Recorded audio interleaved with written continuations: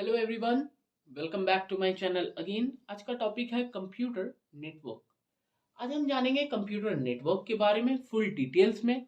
तो जिन्होंने मेरे चैनल को लाइक सब्सक्राइब एंड शेयर नहीं किया है, उनसे मेरा रिक्वेस्ट है कि प्लीज़ लाइक एंड सब्सक्राइब और शेयर जरूर करें और ज़्यादा से ज़्यादा कोशिश करें कि मेरे इस चैनल को आगे बढ़ाने का। तो चलिए वीडियो को स्टार्ट करते हैं। बिना स्किप किए वीडियो को पूरा एंड तक देखें, क्योंकि ये आईटी नॉलेज आपको मिल रहा है और ये नेटवर्क का नॉलेज मिल रहा है। और साथ ही साथ मेरे पास में हार्डवेयर और ऑपरेटिंग सिस्टम का भी वीडियो है, आप उसको भी जाके जरूर से जरूर देखें। पहला क्वेश्चन है, what is a computer network? Computer network क्या होता है? तो इसका आंसर है, computer network consist of group of computer and devices which are connected with each other. Computer network क्या है? दो कंप्यूटर को एक दूसरे से कनेक्ट करने से with the help of cable, तब जाके बनता है आपका कंप्यूटर का नेटवर्क। यहाँ पे देखिए, दो कंप्यूटर लिया गया है एग्जाम्पल में और एक वायर से कनेक्ट किया गया है, जिससे आपका क्या फॉर्म होता है? कंप्यूटर का नेटवर्क।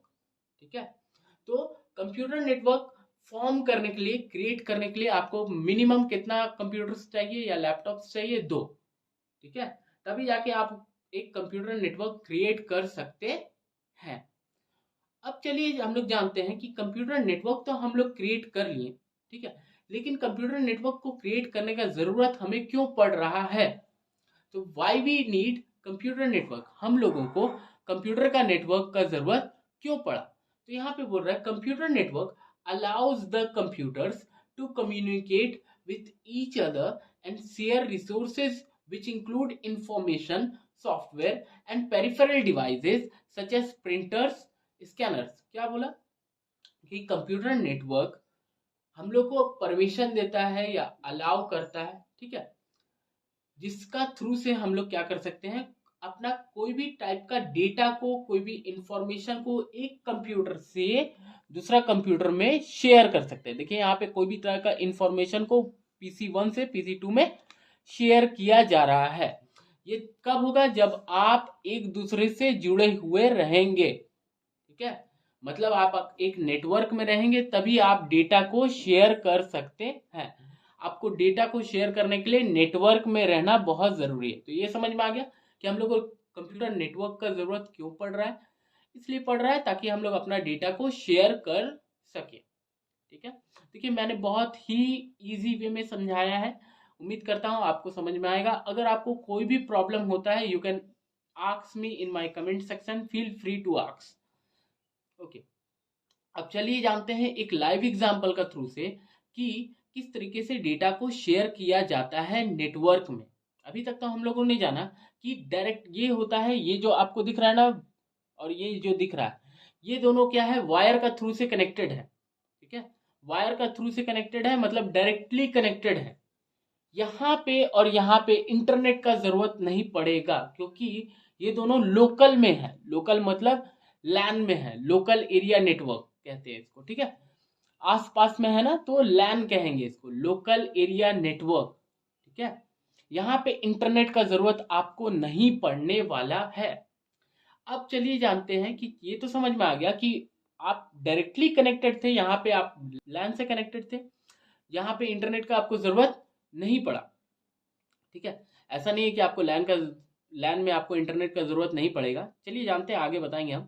तो इंटरनेट का जरूरत कहाँ पे पड़ेगा ये भी जानेंगे, और साथ ही साथ लैन के बारे में भी आपको बताता हूँ। देखिए क्या है कि learning with an live example मैं बता रहा हूँ यहाँ पे। तो यहाँ पे तीन कंपनी के एग्जाम्पल लिए हैं, branch A, branch B and branch C.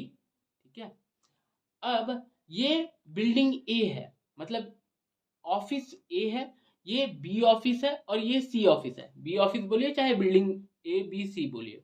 ठीक है, अब यहाँ ये जस्ट समझाने के लिए है, आपको समझ में आएगा। अब यहाँ पे PC0 है जो शेयर करना चाहता है अपना डेटा PC2 से। ठीक है, तो ये क्या है, जितना एक बिल्डिंग में, जितना भी एक बिल्डिंग में, याद रखिए, एक बिल्डिंग में जितना भी कंप्यूटर होता है वो लैन से कनेक्टेड होता है, वो लैन से कनेक्टेड होता है, लोकल एरिया नेटवर्क से कनेक्टेड होता है। ठीक है, अब यहाँ क्या कर रहा है कि PC0 जिसका आईपी एड्रेस मतलब एक तरह का एड्रेस है, लॉजिकल एड्रेस होता है, ठीक है, जो कि 32 बिट का होता है। कितना बिट का होता है? 32 बिट का होता है, एक लॉजिकल एड्रेस है जो PC0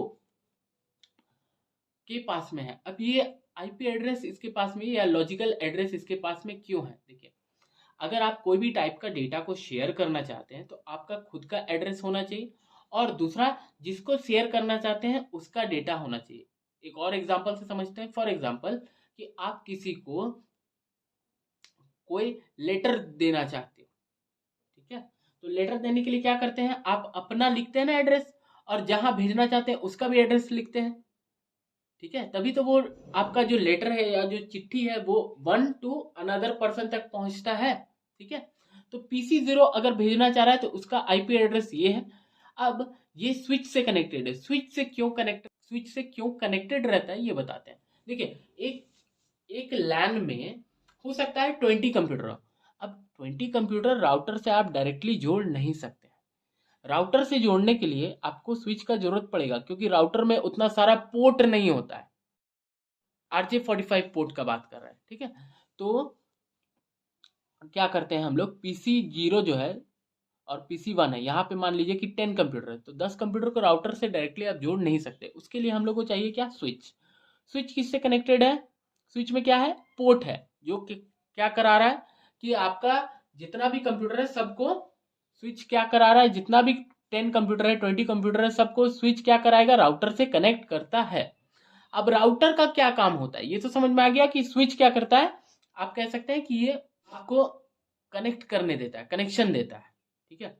मोर डिवाइसेस को कनेक्ट करते हैं with the help off switch. अब राउटर का जरूरत क्यों पड़ा हमें? राउटर का काम होता है डेटा को, राउटर का काम होता है डेटा को, इंफॉर्मेशन को सही पाथ तक पहुंचाना, उसका डेस्टिनेशन तक पहुंचाने का काम होता है राउटर का, ठीक है। अब यहां पे क्या हो रहा है कि बिल्डिंग ए, सपोज आप कीजिए कि बिल्डिंग ए आपका दिल्ली में है और बिल्डिंग बी आपका मुंबई में है, तो उतना लंबा केबल को तो हम लोग बिछा नहीं सकते हैं ना। वहां पे हम क्या चीज का जरूरत पड़ेगा? इंटरनेट का जरूरत पड़ेगा, ठीक है।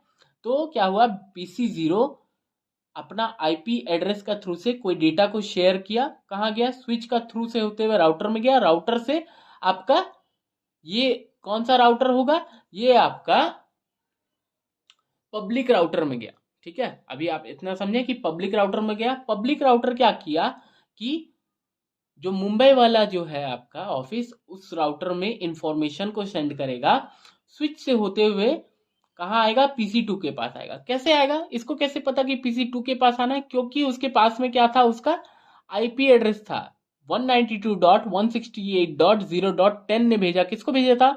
192.168.0.13, जो कि PC2 का था। तो किसके पास इंफॉर्मेशन गया? PC2 के पास गया, ठीक है। और आईपी एड्रेस क्या करता है कि आईपी एड्रेस ही बताता है कि कौन सा डेस्टिनेशन में जाना है, गलत डेस्टिनेशन तक नहीं पहुंचेगा, ठीक है। अगर मान लीजिए आईपी एड्रेस नहीं होता तो क्या स्विच क्या करता कि आईपी एड्रेस नहीं है तो उसको पता ही नहीं चलता किसको भेजना है। तो ऐसा भी हो सकता था कि सबको मिल जाता। सबको नहीं दे सकते है ना, कोई चीज होता है ना कि प्राइवेसी बोल के होता है, जिसको देना है उसी को देना पड़ता है, सबको नहीं दे सकते। तो यहाँ पे ये क्या है? एड्रेस है, ठीक है। अब ये चीज जानते ये तो क्लियर हो गया कि आपका इंटरनेट का जरूरत पड़ा। लैन का बारे अभी मैंने बताया ना आपको कि लैन क्या था कि आपका हर बिल्डिंग में या हर ऑफिस में जितना भी कंप्यूटर्स जुड़े रहते हैं वो एक लैन से जुड़े रहते हैं। वो एक क्या चीज से जुड़े रहते हैं? लैन से, जिसका फुल फॉर्म होता है लोकल एरिया नेटवर्क, ठीक है।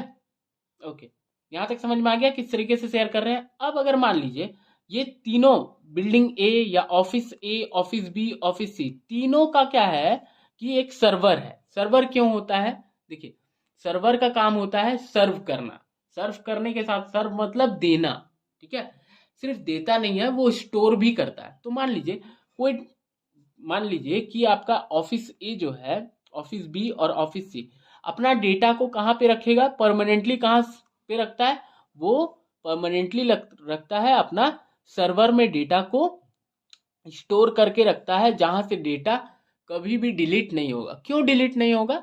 इसलिए डिलीट नहीं होता है क्योंकि उसमें क्या है कि हर एक कॉपी का मतलब हर एक डेटा का 2 से 3 कॉपी बनाया जाता है। हर एक डेटा का 2 से 3 कॉपी बनाया जाता है, जिससे बेनिफिट क्या होता है कि सपोज एक डैमेज हो गया तो आपके पास में 2 बैकअप है, और 2 बैकअप से फिर एक न्यू डेटा क्रिएट किया जाता है। अब क्रिएट किया जाता है, इसका मतलब आप ये नहीं समझे कि आपको नया मतलब स्टोरेज डिवाइस नहीं लगाना होगा। स्टोरेज डिवाइस लगाएंगे तभी तो आप तीसरा डेटा बना पाएंगे ना।